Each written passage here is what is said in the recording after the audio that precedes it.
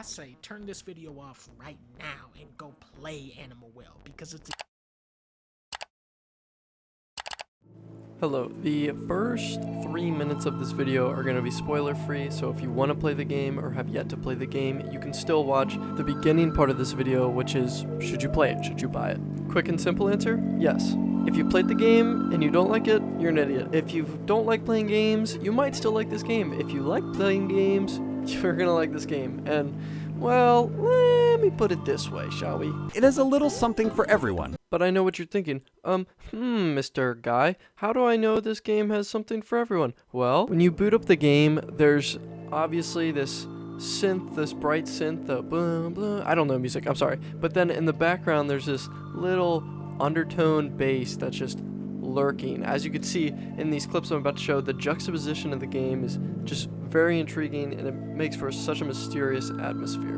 And I say the word atmosphere because it was so present and potent that I turned off my lights just naturally. It felt right. And I hate to be the atmosphere guy, because I see so many video essays on like Nintendo games or like, oh, this part of the game is so advanced, but that's what makes this game great. You're popped into this world as this little guy, and all you can digest is this overwhelming neon prismatic scanline art style and sound design that's new around every new tile that you move to. It's beautiful. So in my opinion, the visual art and sound are definitely pristine, and I feel like that's fairly obvious from the trailers. So then there's two more obvious questions to answer. Is the game fun? Is the game design good? Are the puzzles, not challenging but also challenging? And is there enough content in the game, Does it get old? Does the gameplay get stale? And let me just start off with saying, no, the game does not get stale. The movement seems so clean, yet so simple, but at the same time has an extremely high skill ceiling, which I love because mechanically, the game is almost limitless, I would say. I might end up really getting into speedrunning this game, and I can already see how smooth the speedruns can get, glitchless especially, because there's some items, like, I won't spoil it until the second half of the video, but they just feel so good to use. There are so many unique, creative, own ways that you can use this item, that item, or even both to get through a room or solve something. And because of how complete the items are, getting into the puzzles are pretty good. They're pretty typical, pretty good for a platforming game. Not this one, though. This one sucks. But the Easter eggs within, there's about 50 Easter eggs throughout the whole map, and they give you awesome rewards, and those are what really makes the game shine puzzle-wise, in my opinion. So if you haven't played it, go play it, or else this peacock will kill. So now we are entering into the spoiled part of the game. I'm going to assume everybody's played it or has at least seen spoilers already. So moving forward, the first thing I want to notice and talk about is this guy right here. The final boss is in the very first frame of the whole game, which I think is hilarious. I think that's such a cool thing to do, a little Easter egg, if you will. But you could tell, like, the developer, the main developer, I forget his name. I'll put it on the screen. Appreciate you. I just looked it up. Billy Games, and you can tell. And are you single? It's really nice being able to play a game that's made by someone who plays games. But yeah, I'm sorry if this is widely known and there's been top 12 Easter eggs you missed in whatever, and you already know this, but I noticed it and I was like, oh my gosh, no way, dude, and I thought I was a genius. And moving on, the first thing I really want to get into, I want to save the movement for later, but the juxtaposition, it's just such a perfect word to describe this game with. I'm just going to provide a bunch of examples. Like, look on the screen right now. The very first area. Boom, first enemy. Boom, boom, boom, boom, boom, boom, boom. Terrified. This is my reaction. It's like when a woman enters an all-guys school. But on the tile right to the left of it, perfect serenity, waterfalls, beautiful. It's crazy. This is me on the main level. Ooh, penguin. I like penguin. I like fruit. I like fruit. That's what I said. I like fruit. But then you go up to the ladder, quick, ominous hallway down the left, and this fucking thing is there. I can't tell if it's a cat or a dog or both, but it's freaky. And I played 7 hours of this game straight before I went to bed, right? And I get a nightmare. What do you know? This cat, for some reason, I don't know why, known as Quentin Tarantino in my dream, chasing me down. It leaves a mark. It leaves a mark, and that's what the game wants to do.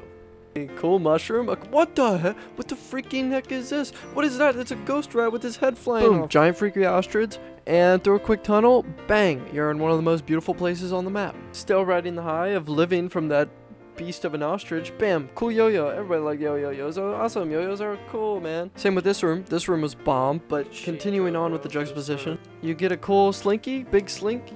That's awesome. Slink. And then, bam. Down a quick ladder.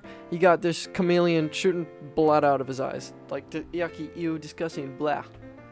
Watch this 5-second clip. A slink?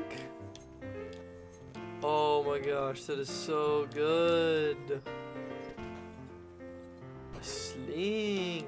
The game goes from this wholesome little blob with not even nubs for arm. He's just a cute little Kirby without arms to... Jesus Christ. Nope. But come on, it's just a little guy. Look at this guy. Yummy, yummy bubbles. Come on, who doesn't like bubbles?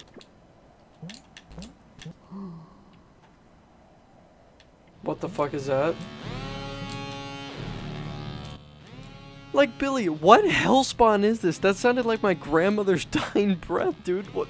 One more time, let's listen. That is demonic.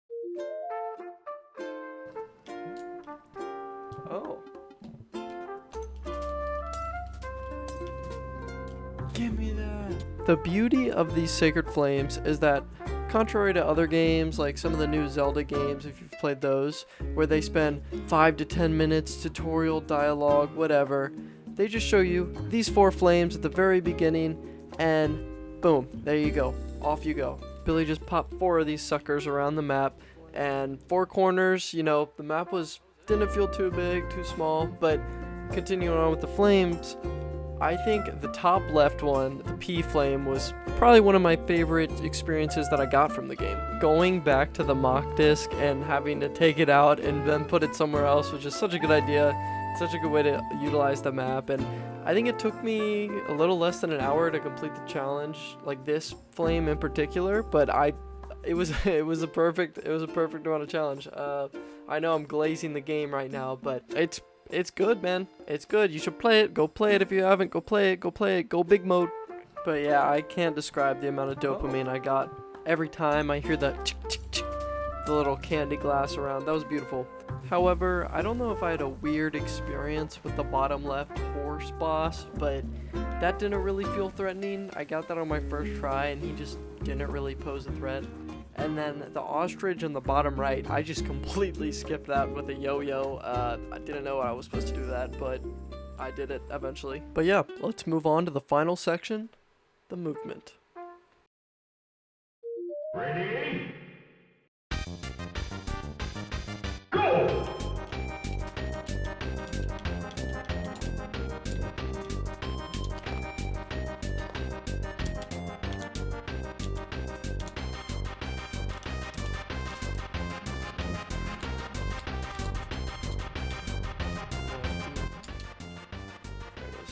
I mean, I don't really have words to describe this. It was just, you love to see it.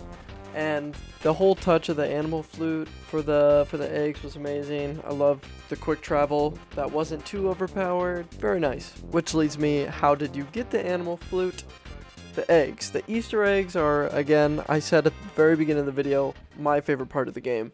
I still haven't found every single egg to the recording of this video, but I plan to, and I plan to 100% the game, and eggs would get me so excited. I would say things like, the coveted jade egg is all mine. Eggs were so awesome, so beautiful, and each one is so well done. Loved it. Anyways, a couple more miscellaneous things that I want to hit are, this tile near the bottom right was one of my favorite puzzles, and it had a fish pipe. Fish pipes are lit. Yes, I use lit unironically. Nick Crompton is the GOAT. Sorry if I sound like I'm about to like crack a joke. I'm doing a voiceover, and this Mario N64 song just makes me like smile, so that's gonna be the rest of the video, is me like talking like this. These swans were really cool, and honestly the whole bottom left art style. I keep saying bottom left, bottom whatever, but you know what I mean. If you've played the game, you know where it is.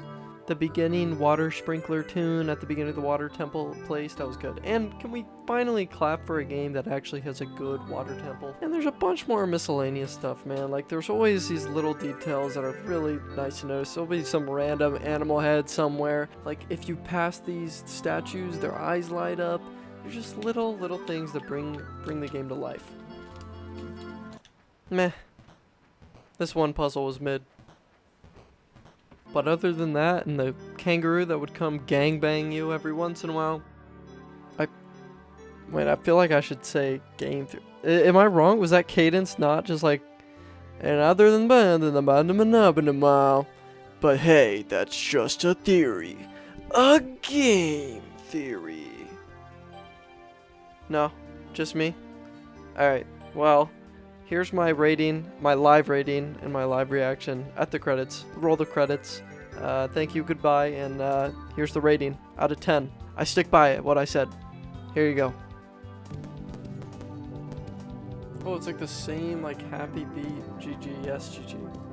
It's like the same happy beat, it's just like remixed the horror music.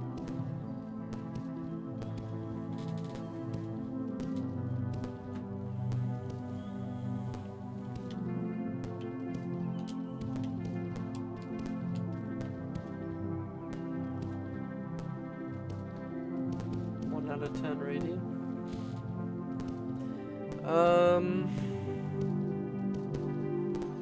Definitely gonna sleep on it, but initial impression, initial judgment, I usually don't like platforming games that much, but I actually really like this one, and it had like, obviously it's like a puzzle game, but I like the items it gave you, and I feel like it had a lot of cool mobility. So I'd say 10 being the best game I've ever played and 1 being the worst. Or like a 8.8. I liked it.